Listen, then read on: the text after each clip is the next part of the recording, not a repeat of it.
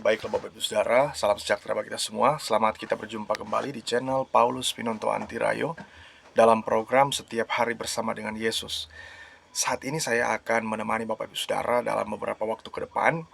Namun sebelum Bapak Ibu Saudara nonton video ini, jangan lupa tekan tombol subscribe-nya. Bagi yang belum subscribe, komen, share sebanyak-banyaknya. Dan Bapak Ibu Saudara, jangan di skip video-video ini. Dan Bapak Ibu like sebanyak-banyaknya agar supaya Bapak Ibu Saudara mendapatkan notifikasi khotbah-khotbah atau renungan-renungan dari saya. Dan terima kasih kepada Bapak Ibu Saudara yang sudah subscribe channel ini.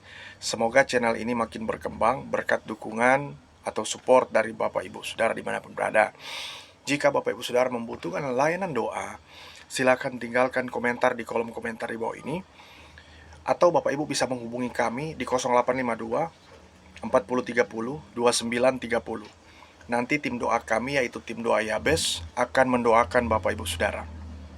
Tema khotbah saya saat ini adalah ketika membiarkan anak-anak.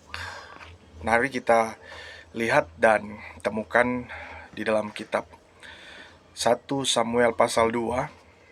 1 Samuel pasal 2 ayat yang ke-22 sampai ayat yang ke-25. Saya akan bacakan buat kita semua.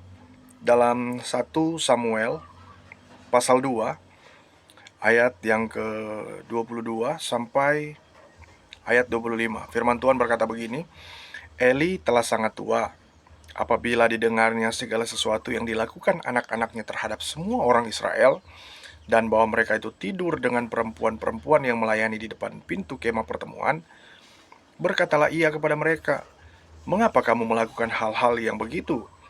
Sehingga aku dengar dari segenap bangsa ini tentang perbuatan-perbuatanmu yang jahat itu. Janganlah begitu, anak-anakku. Bukan kabar baik yang kudengar itu bahwa kamu menyebabkan umat Tuhan melakukan pelanggaran.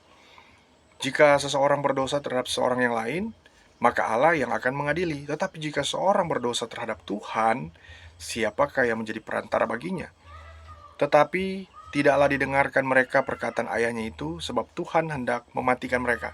Bapak Ibu Saudara, kita telah membaca kitab Samuel pasal 1 Samuel pasal yang pertama ayat 2, kitab 1 Samuel pasal yang kedua maksud saya ayat yang ke-22 sampai ayat yang ke-25. Ini menceritakan tentang kondisi Imam Eli lalu kemudian dengan anak-anaknya. Ya, kita tahu bersama bahwa Imam Eli ini dibatasi oleh usia, ya. Alkitab katakan dia sangat tua. Tetapi mungkin dia tidak setua dari seperti Metusala yang kurang lebih 900 lebih. Nah, tetapi Alkitab katakan dia sangat tua. Nah, Bapak Ibu Saudara, kalau mau bicara tentang, kalau mau dibandingkan dengan Kaleb ya. Kaleb juga adalah seorang yang sudah sangat tua, namun dia adalah orang yang dapat mampu berkata bahwa dia memiliki umur yang sudah sangat tua, tapi umurnya itu seperti umur pada waktu dia masih muda. Nah, Bapak Ibu Saudara, kisah tentang kejatuhan dari anak-anak Eli ini, Imam Eli ini, itu sangat fatal ya. Karena sesuai dengan tema, ketika membiarkan anak-anak. Kita dapat melihat di sini Imam Eli karena dia sudah sangat tua, maka terjadi pembiaran ya kepada anak-anak. Biasanya seseorang atau biasanya orang tua tuh ketika dia masih kuat, masih muda, dan memiliki beberapa orang anak, dan cara mendidik dia itu berbeda seperti dia cara mendidik pada waktu dia sudah umur lanjut usia ya. Itu terjadi kepada Imam Eli. Nah, ada beberapa faktornya bisa karena fisik yang menurun, lalu kemudian juga karena dia ingin tidak mau memaksa anak-anaknya agar supaya mereka bisa punya kebebasan sendiri. Nah, tapi di sini ada beberapa kesalahan Imam Eli ketika membiarkan anak-anaknya. Kesalahan yang pertama, ketika membiarkan anak-anak tersebut melakukan pelanggaran ya, karena Imam Eli tidak menerapkan kedisiplinan ya dalam mendidik anak-anak.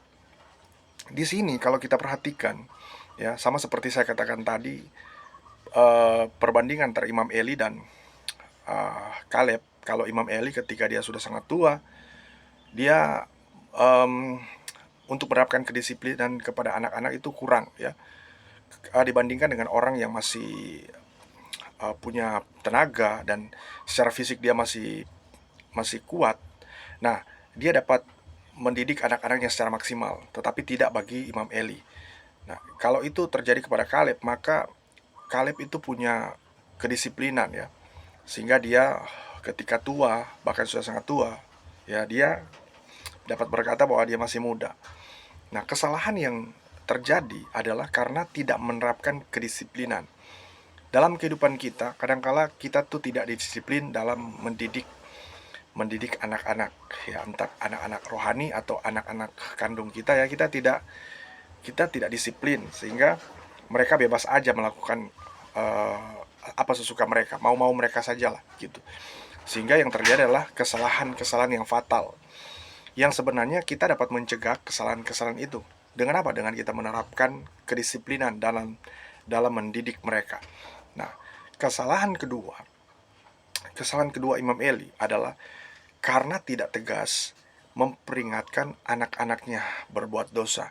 Kalau kita baca ya cerita di dalam 1 Samuel pasal 2 ini, ayat yang ke-22 sampai ayat ke-25, di situ nggak ada penekanan dari seorang Imam Eli, nggak ada suatu narasi yang menekan anak-anaknya. Di situ hanya sebuah pertanyaan, dan kemudian tidak ada penekanan nada atau kata terhadap anak-anaknya. Itu hanya sebuah kata-kata yang biasa saja yang dilontarkan oleh seorang Imam Eli. Kenapa? Karena dia dibatasi oleh umur. Kalau dia tegas memperingatkan anak-anaknya berbuat dosa, udah pasti akan ada punishment di sana, ada hukuman. Hukuman bukan nanti Tuhan sendiri yang langsung menghukum mereka, tetapi dimulai dari dia diri sendiri.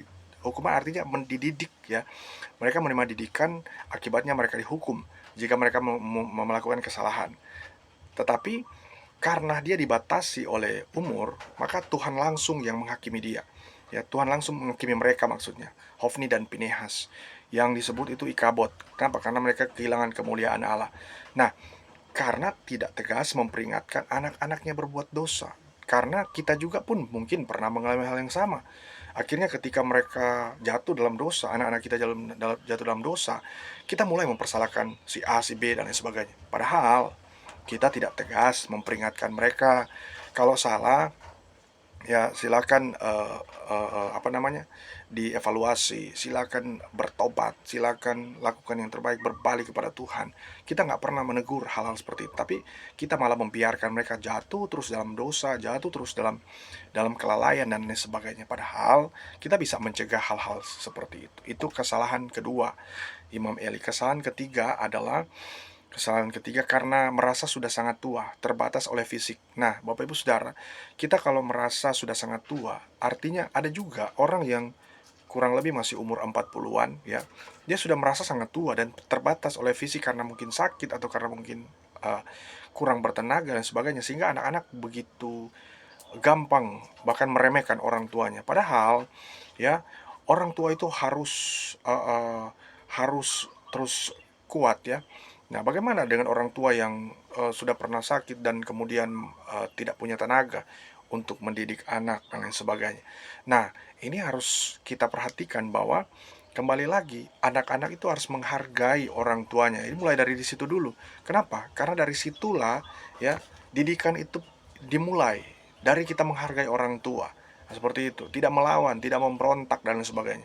Nah, alhasil kita akan menjadi anak-anak yang bermanfaat bagi orang banyak. Nah, kita bisa lihat ya beberapa contoh mereka yang taat kepada orang tua, maka diberkati Tuhan. Nah, lalu bagaimana cara agar kita mengevaluasi kesalahan yang pernah kita lakukan? Ya, cara agar supaya kita mengevaluasi kesalahan yang pernah kita lakukan itu apa? Ya, kita benahi diri kita sendiri dulu ya. Kita benahi, kita evaluasi diri kita sendiri seperti apa agar supaya kita mengalami perkembangan iman, perkembangan yang perlu kita kembangkan ya. Nah, yang kemudian juga adalah benahi cara atau metode kita mendidik. Nah, agar kita mengevaluasi kesalahan kita, kita harus benahi cara atau metode kita mendidik. Ya, ketika kita membenahi metode kita, maka itu akan menjadi kemajuan dalam keluarga kita. ya. Mungkin Bapak Ibu, Saudara kadang udah kesel dengan anak yang begitu, dengan anak-anak yang bikin nggak mau dididik dan lain sebagainya. Tapi kalau kita benahi cara kita atau metode kita dalam mendidik, pasti ya kita akan sukses dalam mendidik anak-anak kita. Bukan bukan tidak mungkin Bapak Ibu Saudara dapat membenahi dan dapat melakukan hal tersebut. Sehingga Bapak Ibu Saudara, kita mendidiknya sesuai dengan firman Tuhan. Tentu itu adalah hal yang paling utama. Dan kemudian kita benahi tujuan kita. Nah, tujuannya kemana? Ya, tujuan kita mendidik anak itu kemana? Kehancuran atau ke perkenanan Tuhan? Nah, kadang ada anak yang sudah hancur-hancuran. Nah, dibiarin aja sama orang tua. Nah, itu kesalahan yang fatal. Ya, jangan terjadi seperti itu lagi karena memang sudah pernah ada contoh di mana Imam Eli tidak mau mendidik anaknya secara signifikan ya, bahkan disiplin yang sangat tinggi. Akhirnya terjadi adalah orang tua pun dilawan dan lain sebagainya, bahkan menganggap remeh ya orang tua mereka. Nah, tujuannya apa? Tujuannya kehancuran atau perkenanan Tuhan. Nah, kalau kita mengajarkan anak kita untuk perkenanan Tuhan, pasti Tuhan akan memberkati langkah-langkah dia dan masa depan dia ada dalam jaminan Tuhan. Maka Bapak Ibu Saudara, marilah kita tetap percaya kepada Tuhan dengan sungguh-sungguh lagi dan Tuhan akan memberkati kita. Semoga video ini dapat bermanfaat bagi kita semua dan Tuhan Yesus memberkati.